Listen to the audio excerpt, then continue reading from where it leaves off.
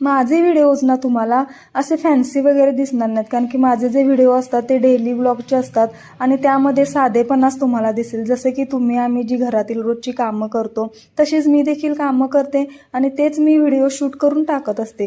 कधी कधी मला व्हिडिओज करायला मिळतात, कधी कधी व्हिडिओ करायला मिळत नाहीत. तर असं व्हिडिओजसाठी काहीतरी खास करावं असं काही माझं नसतं. जे आपलं रुटीन असतं तेच मी दाखवण्याचा प्रयत्न करते.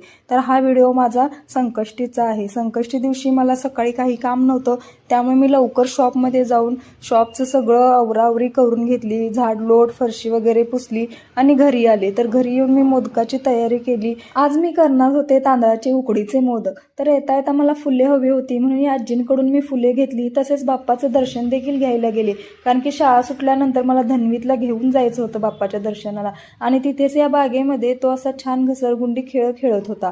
तर मला पटपट घरी येऊन मोदकाची तयारी करायची होती. बाप्पावर ना आमचं विशेष प्रेम आहे, त्यामुळे दर संकष्टीला आमचे मोदक तयार असतात. कधी कधीच चुकतात, पण दर संकष्टीला आम्ही मोदक करतो. तर इथे मी काहीतरी एक व्हिडिओमध्ये आयडिया बघितली होती की जे सारण आहे त्याचे गोळे आधीच तयार करून घ्यायचे, म्हणजे मोदक करते वेळी खूप इझी जातं आणि आपले हात देखील सारखे खराब होत नाहीत. त्यामुळे हीच पद्धत वापरून मी इथे हे मोदक तयार केले आहेत. त्यामुळे मला असं समजलं की प्रत्येकाचे व्हिडिओ आपण बघितले पाहिजे, त्यातून काही ना काही आपल्याला आयडिया मिळत असते. ही आयडिया मी एका व्हिडिओमधूनच घेतली होती.